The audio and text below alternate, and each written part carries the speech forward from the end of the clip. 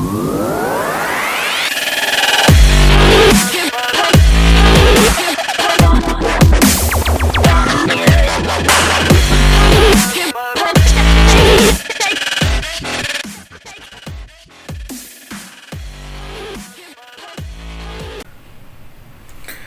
सभी को मेरा नमस्कार। मेरा नाम है हर्षवर्धन और हर्ष टॉक्स में आपका स्वागत है। जी हाँ दोस्तों, मंडे का दिन है, सुबह का टाइम है और बाहर स्टूडियो के बाहर मौसम बड़ा शानदार है। हालांकि गर्मी का मौसम है, लेकिन थोड़े बहुत बादल छाए हुए हैं जिसके वजह से मौसम काफ़ी बना हुआ है। तो दोस्तों, हमारी दुनिया, हमारी सोसाइटी, हमारे गांव, हमारे शहर, हर गली हर नुक्कड़ में एक कहानी बसती है और कहानी कई तरह के होते हैं। कोई अच्छा होता है, कोई बुरा होता है, कोई कहानी ऐसा होता है कि सबको सुनाया जाता है, कुछ कहानी ऐसा होता है कि सबको सुनाया नहीं जा सकता, क्योंकि क्राइम के कुछ ऐसे कहानी हैं जिसे सुनने को एक बड़ा सा कलेजा चाहिए आपके पास। और ऐसे तो कई सारी चीज़ें होते रहते हैं दुनिया में, लेकिन आपको ऐसा पता चले, ऐसा एक कहानी है, ऐसा एक स्टोरी पता चले जिसमें एक इंसान को खाता हो, इंसान को मारता हो और अपनी भूख प्यास मिटाने के लिए इंसान का इस्तेमाल करता हो, तो आपको कैसा लगेगा? ये तो सोच के ही एकदम सिहरन आ जाता है बॉडी में कि कैसे कोई इंसान दूसरे इंसान को अपना निवाला बना सकता है, अपना खाना बना सकता है, अपनी जिस्मानी और पेट का भूख मिटाने के लिए, और या फिर भूख ना कहें, ये फिर कोई ख्वाहिश, कोई हवस कहें, उसको मिटाने के लिए दूसरे इंसान का इस्तेमाल करता है। तो ऐसा ही कुछ कहानी मैं आपके लिए लेके आया हूँ। अगर कहानी बताने से पहले मैं ये रिक्वेस्ट करूँगा आपको कि अगर आप ये कहानी सुन ना सके तो प्लीज़ वीडियो को ना देखें। अगर कुछ जानना चाहते हैं इस कहानी से, जैसे कि आपको जानकारी हासिल हो, आप अपना ख्याल रख सके ये जान के कि क्या होता है एक्चुअली इस दुनिया में, क्या कर सकते हैं आप अपने आप को बचाने के लिए, अपने परिवार को बचाने के लिए। तो ये कहानी कुछ मिसिंग बच्चे, एक आदमखोर इंसान और एक अय्याश मालिक का, इन तीनों के ये तीनों चीज के इर्द गिर्द ये कहानी घूमती है। तो दोस्तों, ये कहानी एक्चुअली ये क्राइम की एक कहानी है। मतलब कहानी मैं तो बोल रहा हूँ ये कहानी है, लेकिन ये एक हकीकत चीज है जो कभी 15-20 साल पहले ये बीत चुकी है कहानी।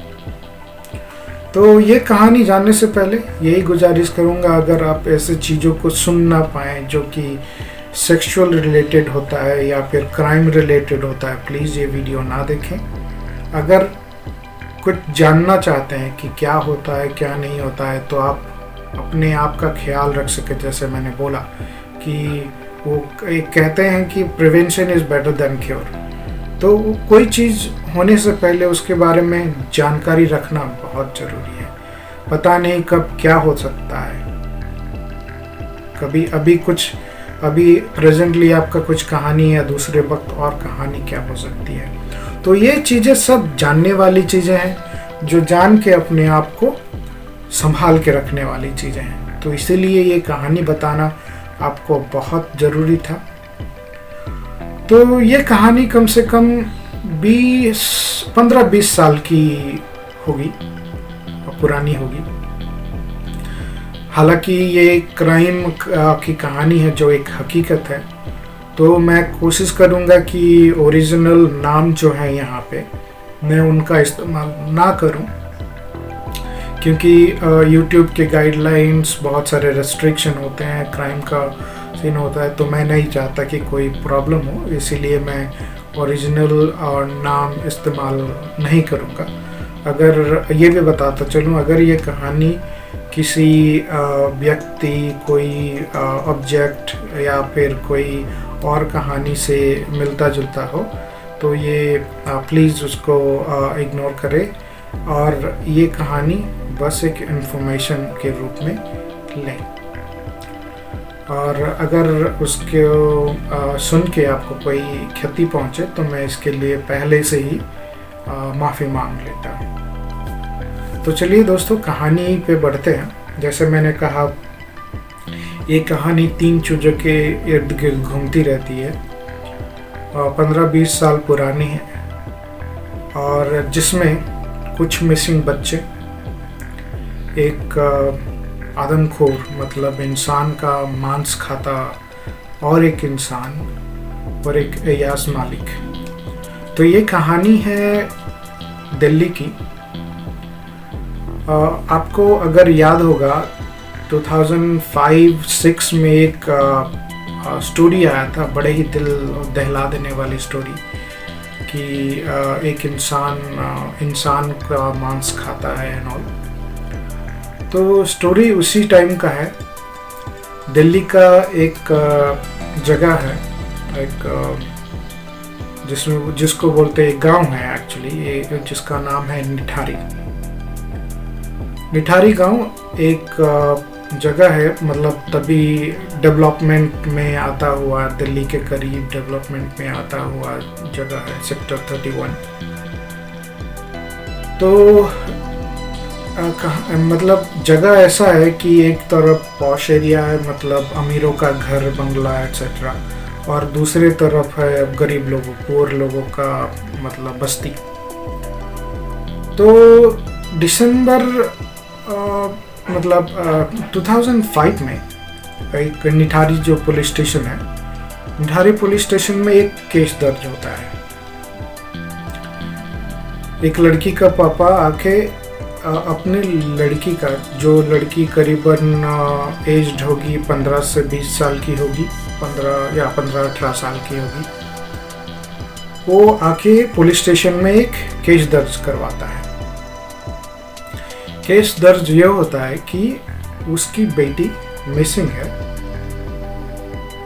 और कोई अता पता नहीं है उसका। लेकिन पुलिस वाले जो होते हैं इस केस को ज़्यादा गंभीरता से नहीं लेते, क्योंकि जानते हो आप, गरीब लोगों के बच्चे ज़्यादातर इधर उधर घूमते रहते हैं और उनको प्रॉपर्टी के लिए कोई ऐसा पूछता भी नहीं है, इतना इम्पोर्टेंस देते नहीं है, क्योंकि वो लोग आके कई सारे फॉल्स केस भी रजिस्टर करते हैं पुलिस स्टेशन में एंड ऑल। तो पुलिस शायद इतना ध्यान नहीं देती है। तो ध्यान नहीं देने के कारण जो लड़की के पापा होते हैं वो अपना बेटी को बड़ा प्यार करते हैं, और वो भी 15 से 20 साल की बेटी, ज़्यादा चिंता होती है माँ बाप को। तो वो क्या करते हैं, जब पुलिस ज़्यादा इंटरेस्ट नहीं दिखाती है मतलब खोजने के लिए कि ये केस में इग्नोर करती है, तो उनके भी अपने रीज़न होते हैं एक्चुअली इग्नोर करने के लिए। तो ये क्या करता है, एक सेशन कोर्ट जाता है और एक वकील को पकड़ के उस केस के बारे में जानकारी देता है। तो सेशन कोर्ट ये केस को स्टडी करता है, मतलब जज सुनते हैं कहानी क्या हुआ है क्या नहीं पिता के साथ, और वो ऑर्डर पास कर देते हैं पुलिस को कि इन्वेस्टिगेशन शुरू किया जाए, इसका इन्वेस्टिगेशन करें। तो जब इन्वेस्टिगेशन स्टार्ट होता है, पुलिस को अब कुछ ज़्यादा इन्फॉर्मेशन नहीं था, हालांकि इससे पहले, ये लड़की के पापा से पहले और भी कई सारे चिल्ड्रन मिसिंग का केस रजिस्टर हुआ था, पर जैसे सिचुएशन आपको पता है कि गांव वाले कुछ फॉल्स केस रजिस्टर करते हैं और पुलिस वाले ये भी सोचते होंगे कि गरीबों का बच्चा इधर उधर कहीं भाग जाता है या फिर कोई किसी के साथ ये करता। सो बहुत सारी चीज़ें होती हैं, इसीलिए पुलिस भी ज़्यादा इम्पोर्टेंस नहीं दे रही थी केस को। पर सेशन कोर्ट के ऑर्डर से वो इन्वेस्टिगेशन स्टार्ट होता है। तो इससे पहले क्या होता है, वो जो लड़की के पापा, जब लड़की खो गई थी और पुलिस स्टेशन में केस रजिस्टर करने के बाद कोई रिस्पांस नहीं मिला पुलिस स्टेशन को, तो उसने अपने आप कुछ इंक्वायरी शुरू कर दिया था आसपास बगल बगल में, कहाँ क्या हुआ क्या नहीं। तो उस समय कुछ तथ्य उनको मिली थी जो ये पुलिस को देते हैं। तो उन तथ्यों के हिसाब से क्या होता है कि उनकी लड़की उस दिन मतलब बाहर निकली और एक माना रिक्शा वाला से रिक्शा पकड़कर वो उस जगह पे गई थी, एक कोठी तक गई थी। उस कोठी तक पहुंची थी और उस कोठी से रिक्शा अंदर गई थी, गेट के अंदर, उस घर के अंदर। तो एक्चुअली वो रिक्शा वाला भी वो केस को इसलिए याद रखता है क्योंकि उसको वो लड़की रिक्शा से उतर कर अंदर चली जाती है ये बोल के कि अंदर से आके वो पैसा देगी बोल के, और रिक्शा वाला कुछ समय तक वहाँ पे रहता है। तो जब लड़की रिटर्न नहीं आती, वो रिक्शा वाला घर के पास जाके नॉक करता है और नॉक करने से थोड़ी देर के बाद एक मतलब एक आदमी आता है, निकलता है वहाँ से, एक मतलब जो वहाँ पे काम करता है नौकर, वो वहाँ निकलता है। लेकिन वो रिक्शा वाला को ये बोलता है कि वो लड़की तो निकल गई, आई थी और निकल गई बोल के। तो रिक्शा वाला हैरान हो जाता है क्योंकि वो वहीं पे खड़ा है और लड़की कहीं पे नहीं गई, क्योंकि उसको पैसा लेना था, वहीं पे रुका था वो। तो हैरान हो जाता है। लेकिन कुछ समय के बाद वो भी रिटर्न आ जाता है क्योंकि वो नौकर, घर का नौकर बोलता है कि वो लड़की चली गई। अब वही चीज़ वो मतलब लड़की के पापा जब इंक्वायरी कर रहा था इधर उधर घूम के, तो उसको पता चला और यही इन्फॉर्मेशन इन्होंने पुलिस वालों को दिया। तो पुलिस वालों ने ये इन्फॉर्मेशन पाके फर्दर इन्वेस्टिगेशन किया। इन्वेस्टिगेशन से इतना सारा कुछ चीज़ पता चला कि आपका दिल दहल जाएगा। जब इस दौरान मतलब जब लड़की के पापा ये केस रजिस्टर करवा चुके थे, तो उस वक्त कम से कम 10 लड़के, मतलब 10 बच्ची, लड़कियां, लड़के छोटे छोटे, वही 10, 15, 12 ऐसा छोटे छोटे लड़कियां और लड़के गायब हो चुके थे, मिसिंग हो चुके थे।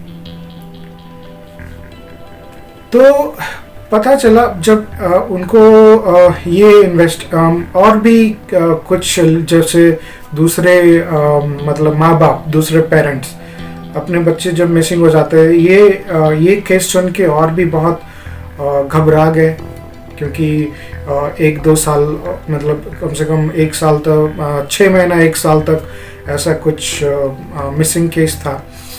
तो वो लोग खुद इन्वेस्टिगेशन करते हैं और बहुत सारी चीज़ें ढूंढते हैं।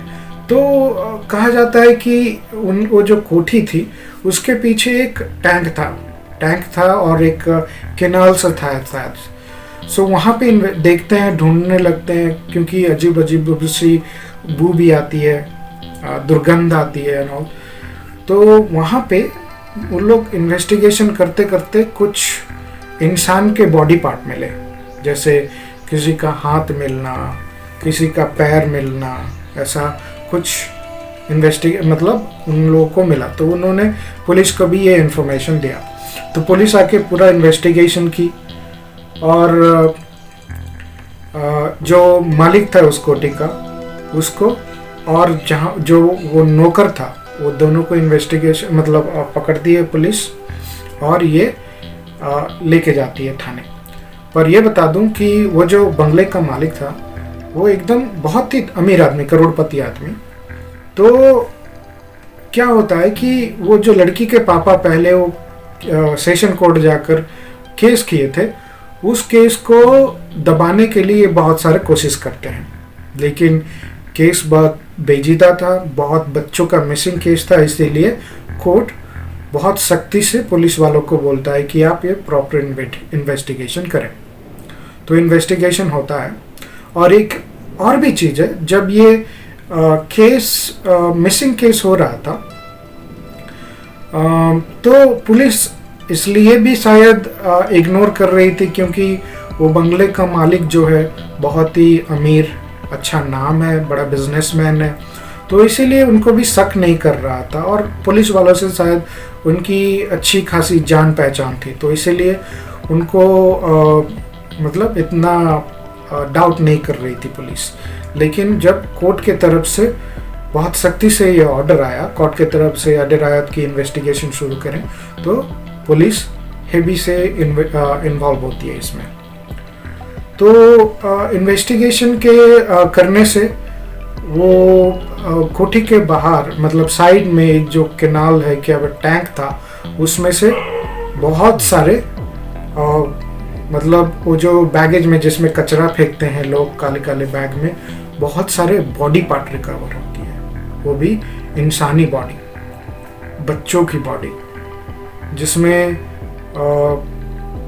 मतलब एकदम जैसे बोलते हैं कि बकरी वकरी जो काटते हैं ना, उसी तरह बॉडी पार्ट कटा हुआ था। देखिए मेरा सेहरन आ जाता है बोल आपको स्टोरी बताते हुए, तो सॉरी माफ़ कीजिएगा ये, लेकिन ये सब चीज़ देख के ना, चीज़ सुन के मतलब कैसा फील होता है। और सोचिए उन लोगों का सिचुएशन कब क्या होता होगा, कैसा फील होता होगा उन लोगों को जिनके बच्चे मिसिंग हो गए होंगे और मतलब हो गए थे, और मतलब उनको ये सुन के कैसा फील होगा।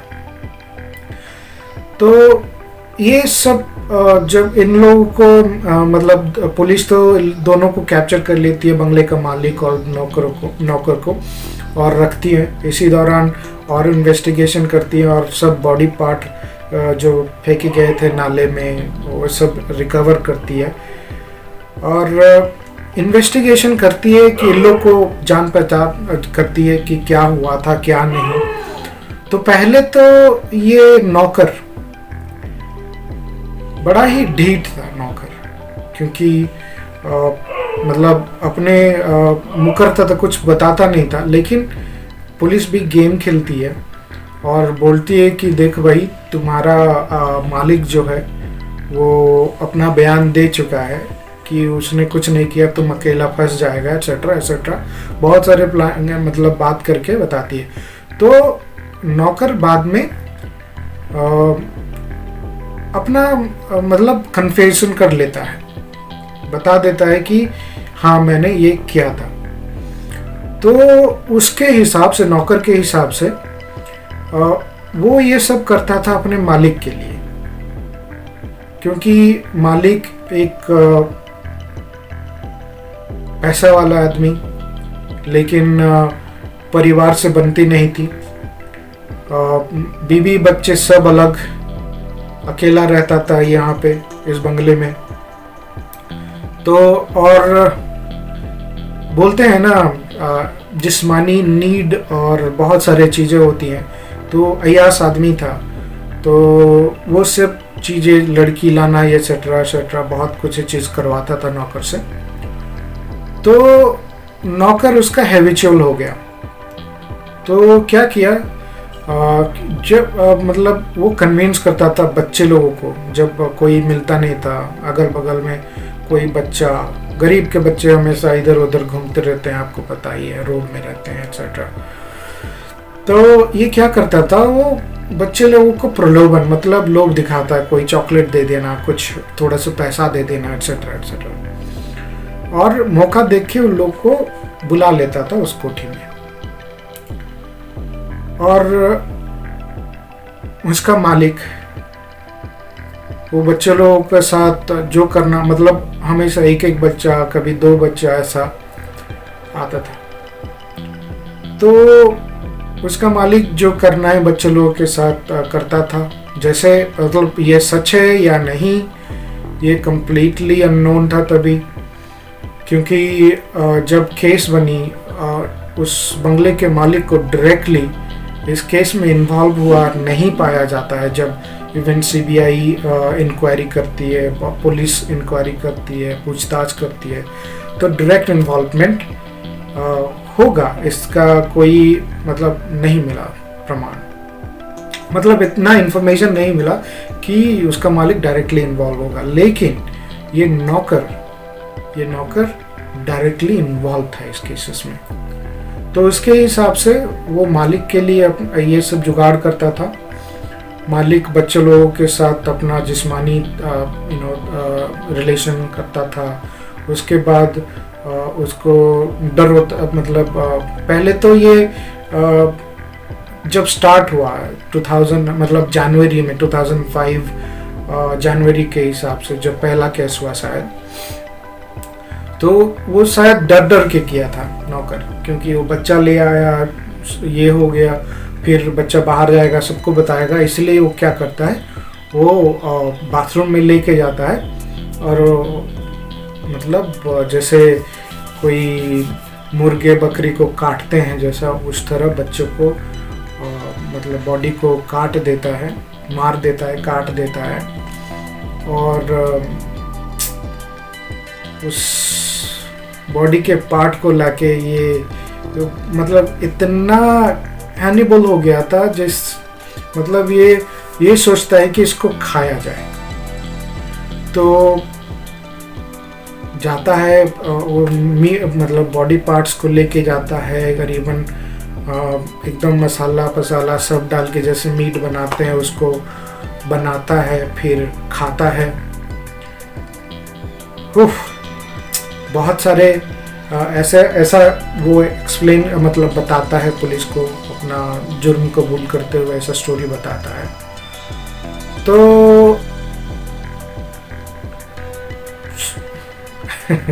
मैं ये सोच के मेरे मुंह से अभी बात भी नहीं निकल रही है कि वो सिनेरियो कैसा होगा, वो नज़ारा कैसा होगा। तो छोड़िए, चलिए कहानी के आगे चलते हैं। तो ऐसा कम से कम 15 से 20 बच्चे होंगे जो ये वैसा काम करता है, उनका बॉडी पार्ट काटता है, खाता है। पर एक्चुअली इस केस में बड़ा सा मतलब सक्सेस इसीलिए मिलता है, पर अगर ये लड़की के पापा थोड़ा दम नहीं दिखाए होते, जो मिसिंग हो गई, जो सेशन कोर्ट में जाके अपना केस करते हैं जब पुलिस नहीं सुनती है, अगर ये नहीं करते तो ये सिलसिला शायद अब तक चलता होता। न जाने कितने बच्चे मिसिंग हो गए होते, न जाने कितने बच्चे मारे गए होते। ये कम से कम 15 से 20 बच्चे उसने मार दिए और उनका बॉडी का पार्ट खाया। न जाने अगर वो लड़की के पापा अगर केस नहीं रजिस्टर करते होते, न जाने क्या हुआ होता। तो बहुत सारे बॉडी पार्ट जो मिले, ऐसे तो पहचाना नहीं गया किसी का क्या खो, मतलब किसी बॉडी का हाथ नहीं था, किसी का सर नहीं था, किसी का कुछ बॉडी पार्ट ही नहीं थे, जिसको सब कुछ केनाल में पाए गए, कुछ मिट्टी के अंदर पाए गए, जो खोद के पुलिस प्रशासन ने इनको निकाला। तो बहुत सारे केस रजिस्टर हुए उस नौकर के खिलाफ, और उनको कोर्ट के तरफ से एक्चुअली उम्र कैद की सजा भी दी गई थी, लाइफ टाइम इम्प्रिजमेंट दी गई थी, जो 28 जनवरी 2015 को। और उसके बाद एक्चुअली इस कहानी को जब पुलिस रेड की, जब सीबीआई इवन इन्वॉल्व हुई और इंक्वायरी की, तो बहुत सारे इन्वेस्टिगेशन हुए, बहुत सारे मालूमात हुए, और इस केस को ह्यूमन ट्रैफिकिंग भी केस से जोड़ा गया। और बहुत सारे ये भी बोले कि ये चाइल्ड पोर्नोग्राफी का भी हो सकता है। या फिर जो बोलते हैं कि ऑर्गन ट्रेड हो सकता है, जैसा कि बच्चों का किडनी ले लेना, लिवर ले लेना, आँख ले लेना, और ऐसा बहुत सारे कुछ चीज़ें होती हैं। क्योंकि उसी दौरान वहाँ पे एक डॉक्टर थे जो कि एक सस्पेक्ट में अरेस्ट हुए थे कि ह्यूमन ऑर्गन ट्रैफिकिंग के लिए।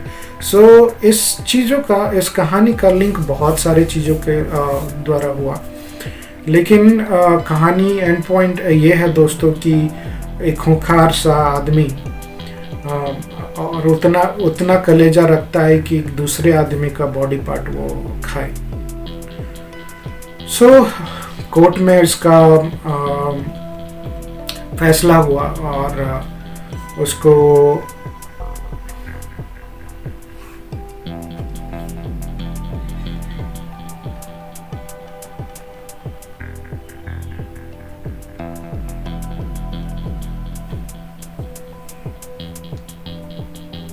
तो ये करीबन 2005 से 2006 तक ये सब कहानी घटती रही।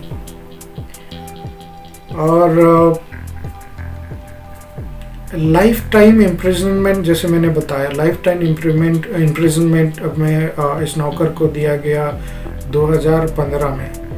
तो दोस्तों ऐसे लोगों को पता नहीं हमारी कानून सबके लिए रहम देता है। अगर ये कहानी कहीं और जगह हुई होती शायद उसको डेथ सेंटेंस ही मिलता, पर कहानी जो भी हो, हमारा भारत सबका ह्यूमन राइट्स का देखता है। कोई भी क्रिमिनल हो उसको भी अपना पूरा डिफेंस करने का मौका देता है। तो जो कानून है दोस्तों उसको तो मानना ही पड़ेगा, लेकिन ये सब चीज़ें हमारे साथ ना हो। हालांकि ये बहुत पुरानी कहानी है, पर आप पता नहीं कि आपके बगल में कौन होगा और क्या सोच रखता होगा आपके लिए। तो हमेशा सावधान रहना बहुत ही जरूरी है। तो प्लीज़ अपना चारों तरफ का ख्याल रखें, अपने बच्चों का ख्याल रखें हमेशा, मेरी यही गुजारिश होगी। और मैं तो यही प्रार्थना करूंगा कि ऐसी चीज़ किसी के साथ भी ना हो, कभी ना हो। तो ये रहा दोस्तों एक कहानी जो मैंने सोचा कि आपके पास लाना चाहिए, आपको बताना चाहिए, ताकि आपको जानकारी हो और ऐसा कुछ चीज़ें ना हो, इसके लिए हम हमेशा प्रिपेयर रहें। तो दोस्तों अगर कहानी अच्छी लगे तो प्लीज़ वीडियो को लाइक कीजिए और ये कहानी सबको बताइए। बताने के लिए आप वीडियो को शेयर भी कीजिए। जो पेरेंट्स होते हैं कितना क्यूरियस होना चाहिए अपने बच्चों के लिए। ये फ्रीडम देना ज़रूरी है, उसके ऊपर आपको एक नज़र भी रखना ज़रूरी है अपने बच्चों के लिए। तो नॉट ओनली बच्चे, सबके लिए, बड़े हो या बूढ़े बड़े बच्चे, सबके लिए अपना एक ख्याल रखना चाहिए। तो प्लीज़ अपने परिवार का ख्याल करें, अपना ख्याल करें, और कुछ भी सस्पिशियस चीज़ आपको नोटिस आए कभी भी प्लीज़ इग्नोर ना करें। प्लीज़ पुलिस प्रशासन को इसमें इन्वॉल्व करें और कुछ अनहोनी होने से पहले बचें। तो प्लीज़ दोस्तों ये अपना ख्याल रखें। और हाँ, अगर वीडियो को शेयर करते हैं किसी के साथ, प्लीज़ शेयर करें और सबको इन्फॉर्मेशन बांटें। तो इस वीडियो में इतना ही दोस्तों, मिलते हैं आपके साथ और किसी वीडियो में जिसमें इन्फॉर्मेशन और एंटरटेनमेंट भरा हो। तो प्लीज़ अगर जाने से पहले अगर चैनल को आपने सब्सक्राइब नहीं किया है, प्लीज़ सब्सक्राइब कर लीजिए और मुझे इंस्पायर करिए आपके लिए और स्टोरी लाने को। तो थैंक यू। आप अपना ख्याल रखें, परिवार का ख्याल रखें। धन्यवाद। जय हिंद।